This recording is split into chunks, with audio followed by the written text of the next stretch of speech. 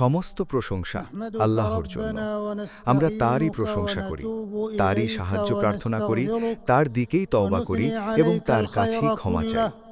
আমরা তারই গুণগান করি সমস্ত কল্যাণের জন্য। আমরা তারই প্রশংসা করি যিনি তার রহমত ও জ্ঞানে সবকিছুকে পরিব্যাপ্ত করেছেন এবং তার পবিত্র ঘর কাবা শরীফকে মানুষের জন্য সমাবেশস্থল ও নিরাপদ আশ্রয়স্থল বানিয়েছেন। হে আল্লাহ, আপনার জন্যই প্রশংসা, চিরকাল আপনার শুকরিয়ার সাথে সংযুক্ত। আপনার জন্যই প্রশংসা প্রথমেও, আপনার জন্যই প্রশংসা পরকালেও। হে মহিমা ও গৌরবের অধিকারী, যে ব্যক্তি আপনার প্রশংসা ও কৃতজ্ঞতা প্রকাশ করে সে প্রকৃত কৃতজ্ঞতা অর্জন করেছে।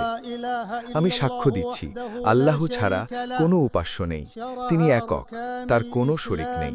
তিনি ইসলামের স্তম্ভসমূহকে সুদৃঢ় ভিত্তির উপর প্রতিষ্ঠিত করেছেন। আর আমি সাক্ষ্য দিচ্ছি, আমাদের নবী ও নেতা মুহাম্মদ সাল্লাল্লাহু আলাইহি ওয়াসাল্লাম আল্লাহর বান্দা ও রাসূল। আল্লাহ তার মাধ্যমে সত্যের পতাকাকে মেঘের ঊর্ধ্বে উত্তোলন করেছেন। আল্লাহ তার উপর, তার পরিবারবর্গ ও সাহাবীদের ওপর রহমত, শান্তি ও বরকত বর্ষণ করুন, যারা পথপ্রদর্শক নেতা সকল অনুসন্ধানী ও পথপ্রার্থীদের জন্য, এবং তাদের অনুসারীদের ওপরও, যারা উত্তম চরিত্র ও মহান গুণাবলীতে তাদের অনুসরণ করে। অতঃপর, হে আল্লাহর বান্দাগণ, তোমরা আল্লাহকে ভয় করো, তাকওয়া অবলম্বন করো এবং সুযোগগুলোকে দ্রুত গ্রহণ করার জন্য অগ্রসর হও। এগুলো হচ্ছে বরকতময় মৌসুম ও রহমতের স্নিগ্ধ হাওয়া। আর তোমরা সেই দিনের ভয় করো যেদিন তোমরা আল্লাহর কাছে ফিরে যাবে। অতঃপর প্রত্যেক মানুষকে তার অর্জিত কর্ম অনুযায়ী পূর্ণ প্রতিদান দেওয়া হবে এবং তাদের প্রতি কোনোই জুলুম করা হবে না। তুমি গোপনে ও প্রকাশ্যে আল্লাহ ভীতি অবলম্বন করো, কারণ এতে রয়েছে সকল কল্যাণ, এটি নিশ্চিত সত্য, যাতে তুমি মহান দয়ালু আল্লাহর পক্ষ থেকে অনুগ্রহস্বরূপ প্রতিদান লাভ করতে পারো, স্থায়ী জান্নাতে সম্মানিত আবাস। হে ইমামদারগণ, দেখো, এলো সেই সম্মানিত হারাম মাসসমূহ, এলো উজ্জ্বল হজের মাসগুলো। এগুলো উম্মার আকাশে তাদের আলো ছড়িয়ে দিয়েছে, তাদের রাতগুলো ঝলমল করছে, দিনগুলো উদ্ভাসিত হয়েছে। সুসংবাদের সুবাসে ভরে উঠেছে তাদের ফুল, আর কল্যাণ ও বরকতে পরিপূর্ণ হয়েছে তাদের ফলসমূহ। হজযাত্রীদের অন্তরে উদ্ভাসিত হয়েছে এই সব মাসের মর্যাদা ও প্রভাব। আর দেখো, আল্লাহর পবিত্র ঘরের উদ্দেশ্যে আগত কাফেলাগুলো এক এক করে উপস্থিত হচ্ছে। বিশ্বের বিভিন্ন প্রান্ত থেকে, দূর দূরান্তের সব পথ পেরিয়ে তারা রওনা হয়েছে। তাদের বাহনগুলো এই পবিত্র ভূমি ও সম্মানিত প্রান্তরে এসে নোঙর ফেলতে উদ্গ্রীব হচ্ছে। স্বাগতম সেই সব আগত মেহমানদের, যারা বিভিন্ন অঞ্চল থেকে এসেছে, যারা তালবিয়া পাঠ করতে করতে কেউ শহরে অবস্থানরত, কেউ দূর মরুভূমি থেকে আগত। স্বাগতম ভ্রাতৃত্বের বন্ধনে, সূর্যের দীপ্তির মতো উজ্জ্বলতায়, স্বাগতম পবিত্রতায়, নির্মল পোশাকে আবৃত হয়ে। আপনাদের স্বাগতম, হে রাহমানের মেহমানগণ, সবচেয়ে পবিত্র নগরীতে, পবিত্রতম ভূমিতে। হে প্রিয় আগত বন্ধুগণ, আপনারা শুভভাবে আগমন করেছেন এবং সহজ ও স্বাচ্ছন্দ্যে পদার্পণ করেছেন। এটি মক্কা মুকাররমা, ধর্ম ও ইসলামের সূতিকাগার, সম্মানিত নবী রাসূলদের আবির্ভাবস্থল এবং যুগে যুগে সম্মানিত ও মর্যাদাবানদের আশ্রয়স্থল। এই নগরীকে পরম করুণাময় বিশেষভাবে নির্বাচন করেছেন। এর প্রান্তরে নাজিল হয়েছে পবিত্র কুরআন। এখানেই জন্মগ্রহণ করেছেন, বেড়ে উঠেছেন এবং নবুয়ত প্রাপ্ত হয়েছেন মানবজাতির শ্রেষ্ঠ নেতা নবী মুহাম্মদ সাল্লাল্লাহু আলাইহি ওয়াসাল্লাম। তার উপর সর্বোত্তম দুরূদ ও শান্তি বর্ষিত হোক। সমস্ত দেশ যতই সৌন্দর্যমণ্ডিত হোক না কেন, তাদের শ্রেষ্ঠ মুক্তাটি স্থাপন করা হয়েছে উম্মুল কুরা, মক্কা নগরীতে। কবিতার পংক্তিগুলো তার দিকেই ধাবিত হয়, আর হাজিরা নিরবিচ্ছিন্নভাবে কাবার দিকে ধেয়ে আসে। হে মুসলিম সমাজ, মহান আল্লাহ এই বরকতময় দেশ সৌদি আরবকে বিশেষ কিছু মহান মর্যাদা ও বিশেষত্ব দান করেছেন। এর মধ্যে অন্যতম, এখানেই প্রতিষ্ঠিত হয়েছে পৃথিবীর প্রথম ঘর, যা আল্লাহর ইবাদতের জন্য নির্ধারিত। এটি তাওহীদ, ঐক্য, ইবাদত, অনুভূতি, নিরাপত্তা ও শান্তির প্রতীক। আল্লাহ তাআলা এই পবিত্র ঘরকে বরকতময় করেছেন এবং সমগ্র বিশ্বের জন্য হেদায়েতের উৎস বানিয়েছেন। মহান প্রতিপালকের অসীম অনুগ্রহ ও দয়ার একটি দিক হল, যে ব্যক্তি তার পবিত্র নগরী ও প্রাচীন ঘরের উদ্দেশ্যে আগমন করে তার জন্য সেখানে নামাজের সোয়াব বহুগুণে বৃদ্ধি করা হয়েছে, নেক আমলের প্রতিদান বহুগুণে বৃদ্ধি করা হয়েছে। আল্লাহু আকবার! কত মহান এই রবের অনুগ্রহ, কত অসীম তার দান ও করুণা। এটি এক মহান অনুগ্রহ যা আল্লাহ বিশেষভাবে দান করেছেন পবিত্র কাবা শরীফ ও এর আগত অতিথিদের জন্য। হে মুসলিম সমাজ, হে সৌভাগ্যবান হাজিগণ, তোমরা সর্বদা এই স্থানের মহিমা, মর্যাদা, পবিত্রতা, সম্মান ও পবিত্রতার অনুভূতি হৃদয়ে জাগ্রত রাখো। আল্লাহ তাআলা কাবা শরীফকে মানুষের জন্য স্থিতি ও জীবনের অবলম্বন করেছেন। এটি তার বরকতময়তা ও বিশ্ববাসীর জন্য হেদায়েত হওয়ার একটি দিক। আরেকটি দিক হল সেই বরকতময় দুয়া ও চিরস্থায়ী প্রার্থনাসমূহ যা আল্লাহর প্রিয় বন্ধু হযরত ইব্রাহিম আলাইহিস সালাম তার প্রভুর কাছে করেছিলেন। হে আমার প্রতিপালক, এই নগরীকে নিরাপদ করে দিন এবং আমাকে ও আমার সন্তানদেরকে মূর্তি পূজা থেকে দূরে রাখুন। অতএব খাঁটি তাওহীদ প্রতিষ্ঠা করা, আল্লাহকে এককভাবে মানা এবং সব ধরনের সন্দেহ, শিরক, বিদাত ও অপবিত্রতা থেকে তা পরিশুদ্ধ রাখা, এটাই সবচেয়ে গুরুত্বপূর্ণ দায়িত্ব যা এই নিরাপদ নগরীতে আগত প্রত্যেক ব্যক্তির জন্য অপরিহার্য। বিশেষ করে কাবা শরীফের পাছে এবং সাধারণভাবে পৃথিবীর সব স্থানেই তা প্রতিষ্ঠা করা উচিত। এটাই বিশ্ববাসীর জন্য সর্বশ্রেষ্ঠ হেদায়েত যা এই প্রাচীন ঘর বা বাইতুল্লাহের ছায়াতলে বাস্তবায়িত হয় এবং এই দীর্ঘস্থায়ী নিরাপত্তার ছায়ায় যা এই বরকতময় দেশ সৌদি আরব উপভোগ করছে। এই দেশই হল দুই পবিত্র হারামের রক্ষক, নিরাপত্তা ও শান্তির দুর্গ এবং তাওহীদ, ঈমান ও শান্তির কেন্দ্রস্থল। এই পবিত্র ভূমির নিরাপত্তা রক্ষা করাও একটি ইবাদত এবং এমন এক নৈকট্য যার মাধ্যমে বান্দাগণ তাদের প্রতিপালকের সান্নিধ্য লাভ করেন। তারা কি দেখে না যে আমি এই স্থানকে নিরাপদ হারাম বানিয়েছি, অথচ এর চারপাশে মানুষ ছিনতাই ও বিপদের শিকার হয়? তারা কি দেখে না যে আমি তাদের জন্য একটি নিরাপদ আশ্রয়স্থল প্রতিষ্ঠা করেছি, যেখানে সব ধরনের ফল ফলাদি এনে জমা করা হয়? আর মহান আল্লাহ বলেন, আমি এই ঘরকে মানুষের জন্য সমাবেশ স্থল ও নিরাপত্তার স্থান বানিয়েছি। এখানে উদ্বিগ্ন ও অস্থির মানুষ প্রশান্তি লাভ করে এবং এর প্রান্তরে ভীত সন্ত্রস্ত মানুষ নিরাপত্তা পায়। রসূলুল্লাহ সাল্লাল্লাহু আলাইহি ওয়াসাল্লাম বলেছেন, এই নগরীকে আল্লাহ তাআলা আসমান জমিন সৃষ্টির দিন থেকে হারাম অর্থাৎ পবিত্র ও নিষিদ্ধ ঘোষণা করেছেন। তাই কিয়ামত পর্যন্ত এটি আল্লাহর পবিত্রতার কারণেই পবিত্র থাকবে। সহিহ হাদিস। এই সুদৃঢ় নিরাপত্তা ও অটুট শান্তি শুধু ঘোষণার মাধ্যমে প্রতিষ্ঠিত হয়নি, বরং যারা এর নিরাপত্তা ভঙ্গ করতে চায় বা এতে বিশৃঙ্খলা সৃষ্টি করতে চায় তাদের জন্য রয়েছে কঠোর সতর্কবার্তা ও শাস্তির ঘোষণা। আল্লাহ তাআলা বলেন, যে কেউ এতে অন্যায়ভাবে বিচ্যুতির ইচ্ছা পোষণ করবে তাকে আমি যন্ত্রণাদায়ক শাস্তি ভোগ করাব। যখন শুধু ইচ্ছা করার জন্যই এমন শাস্তির হুঁশিয়ারি, তাহলে যে ব্যক্তি বাস্তবে তা করে তার অবস্থা কত ভয়াবহ হবে তা সহজেই বোঝা যায়। বিষয়টি আরও কঠিন ও ভয়ঙ্কর। আল্লাহ তাআলা কাবা শরীফকে নিরাপত্তার কেন্দ্র বানিয়েছেন এবং তাকে সম্মান ও মর্যাদার বস্ত্রে আচ্ছাদিত করেছেন। যখন সেই গিলাপ বা কাবার আবরণ ঝুলানো হয় তখন মনে হয় যেন আল্লাহর নূর তার উপর ছড়িয়ে পড়ছে। হে ইসলামের ভাইয়েরা, হে বাইতুল্লাহর হাজিগণ, হাজ এমন এক মহান ইবাদাত যা আল্লাহ তাআলা বিশেষভাবে সম্মানিত করেছেন। হজ ইসলামের অন্যতম শ্রেষ্ঠ ইবাদত। এর রয়েছে কিছু শর্ত, ফরজ বা রুকুন ও ওয়াজিব বিষয় যা প্রত্যেক সেই ব্যক্তির জানা জরুরি যে এই পবিত্র ঘরের উদ্দেশ্যে আসে, যেন সে সঠিকভাবে তা পালন করতে পারে এবং তার হজ আল্লাহর কাছে কবুল হয়। সহিহ বুখারী ও মুসলিমে বর্ণিত হজরত আবু হুরায়রা রাদিয়াল্লাহু থেকে তিনি বলেন, আমি রাসূলুল্লাহ সাল্লাল্লাহু আলাইহি ওয়াসাল্লামকে বলতে শুনেছি, যে ব্যক্তি আল্লাহর সন্তুষ্টির জন্য হজ করে এবং তাতে কোনো অশ্লীলতা বা পাপাচারে লিপ্ত হয় না, সে এমনভাবে ফিরে আসে যেন সে তার মায়ের গর্ভ থেকে সদ্য জন্ম নিয়েছে। হজের সবচেয়ে গুরুত্বপূর্ণ উদ্দেশ্য ও শিক্ষা হল এটি যেন খাঁটি তাওহীদ প্রতিষ্ঠার মাধ্যম হয়, একমাত্র আল্লাহর ইবাদত করা। যেমন আল্লাহ তাআলা বলেন, আমি ইব্রাহিম আলাইহিসসালামকে কাবা ঘরের স্থান নির্ধারণ করে দিয়েছিলাম, এই শর্তে যে তুমি আমার সাথে কাউকে শরিক করবে না। এবং হাজির জন্য প্রয়োজন কুরআন ও সুন্নার বিরুদ্ধ সব কিছু থেকে দূরে থাকা এবং এমন সব বিশ্বাস থেকে বিরত থাকা যা এই উম্মতের পূর্বসূরীরা অর্থাৎ সালাফগণ অনুসরণ করেননি। হে মুসলিম উম্মা, ইসলামী উম্মার জন্য প্রয়োজন তারা যেন সচেতন ও সজাগ থাকে তাদের বিরুদ্ধে পরিচালিত বিভ্রান্তিকর ও শত্রুভাবাপন্ন গণমাধ্যম ও ফিতনা সৃষ্টিকারীদের ষড়যন্ত্র সম্পর্কে। এজন্য দরকার সতর্কতা, যাচাই-বাছাই, প্রজ্ঞা, ঐক্যবদ্ধতা এবং একতার বন্ধন। আল্লাহ তাআলা বলেন, তোমরা সবাই আল্লাহর রজ্জুকে দৃঢ়ভাবে ধারণ করো এবং পরস্পরে বিভক্ত হইও না।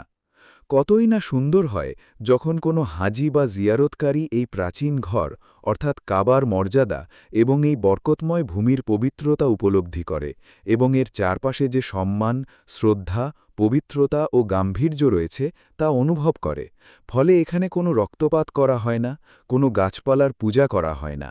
নিশ্চয়ই হজ ইসলামের অন্যতম মহান ইবাদত। এখানে অর্থাৎ হারাম এলাকায় কোনো শিকার তাড়ানো যায় না এবং কোনো হারানো বস্তু কুড়িয়ে নেওয়া যায় না, তবে তা মালিককে খুঁজে দেওয়ার উদ্দেশ্যে হলে ভিন্ন কথা।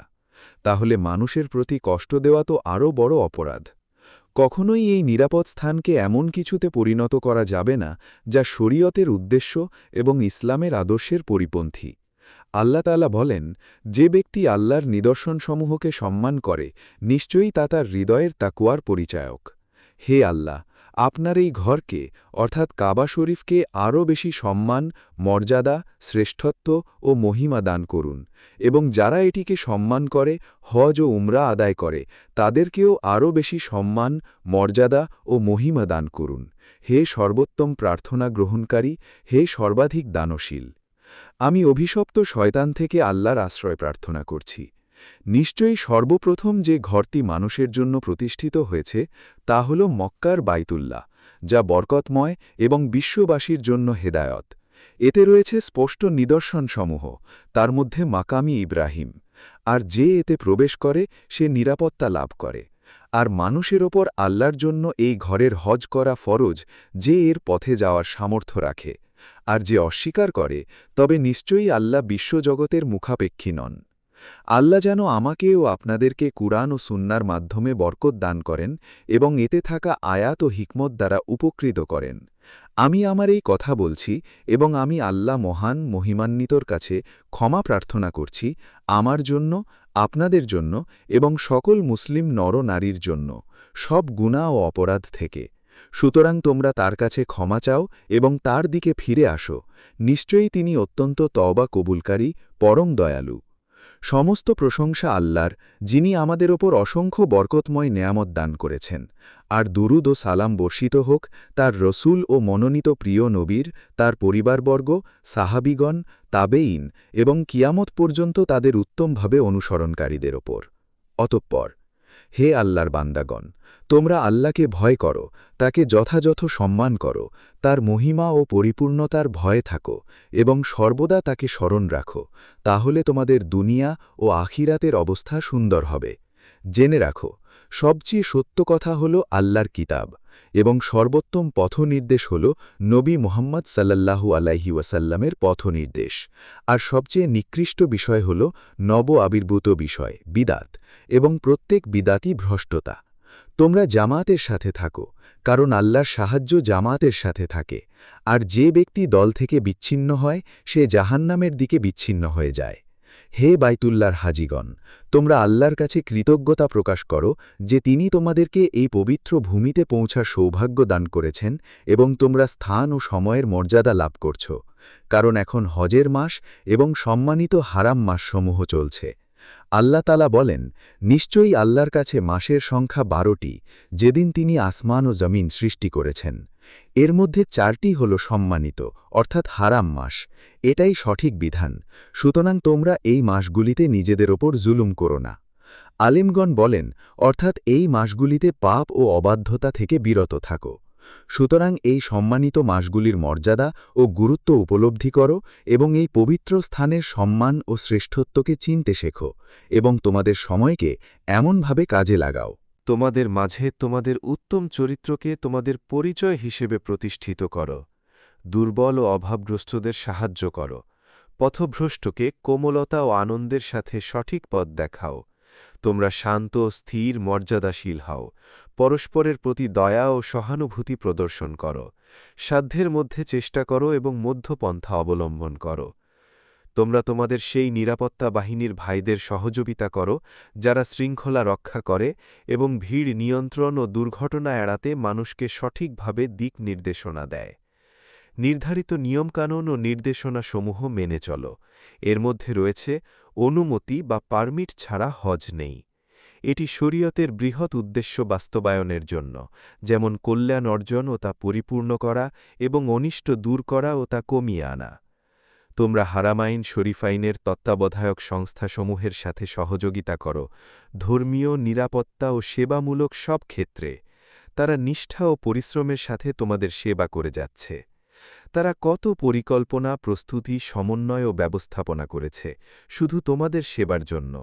তারা নিজেদের আরাম আয়েশ ত্যাগ করে তোমাদের নিরাপত্তা ও স্বাচ্ছন্দ্যের জন্য সর্বোচ্চ ত্যাগ স্বীকার করছে, যাতে বিশ্ববাসীর মাঝে হেদায়েতের বার্তা পৌঁছে দেওয়া যায় এবং আগতদের অভিজ্ঞতা আরও সমৃদ্ধ হয়। আল্লাহ যেন তার পবিত্র ঘরের হাজিদের হেফাজত করেন, তাদের নিরাপত্তা, শান্তি, সমৃদ্ধি ও স্থিতিশীলতা বজায় রাখেন এবং তাদের হজের সকল কার্যক্রম সহজতা ও প্রশান্তির সাথে সম্পন্ন করার তৌফিক দান করেন এবং তাদের জন্য মহান প্রতিদান ও সোয়াব লিখে দেন। নিশ্চয়ই তিনি দানশীল, পরম উদার।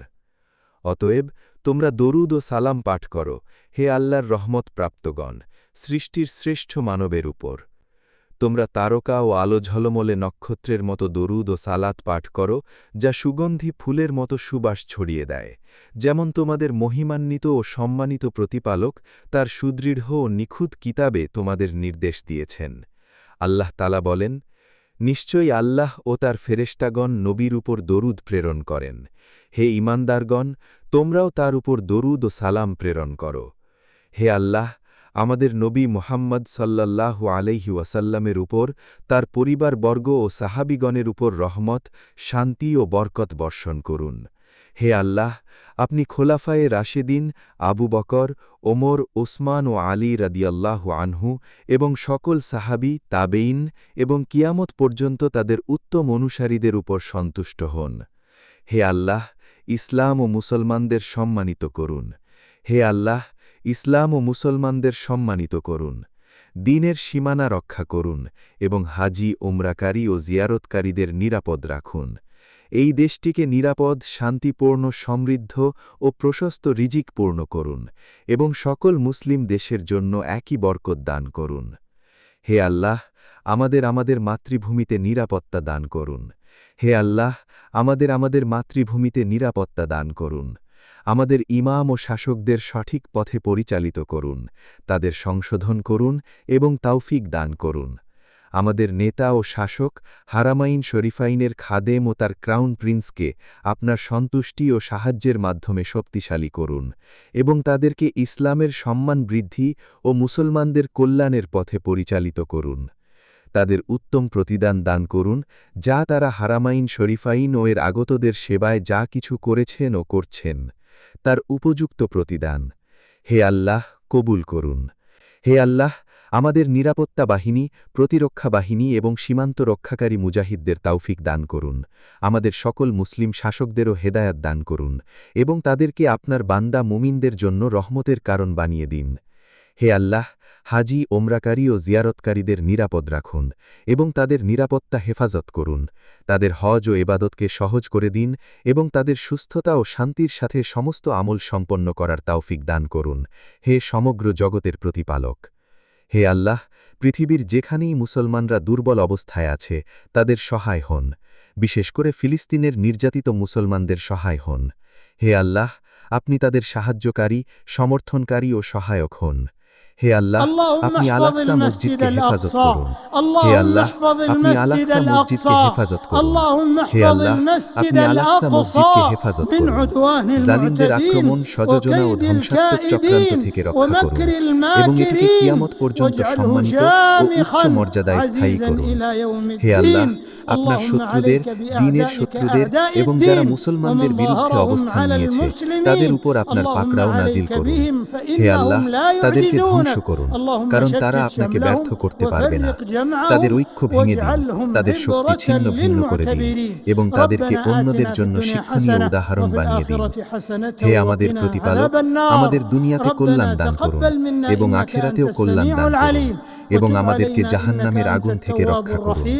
হে আমাদের প্রতিপালক, আমাদের আমল কবুল করুন, নিশ্চয়ই আপনি সর্বশ্রোতা ও সর্বজ্ঞ। আমাদের তাওবা কবুল করুন, নিশ্চয়ই আপনি তাওবা গ্রহণকারী, পরম দয়ালু।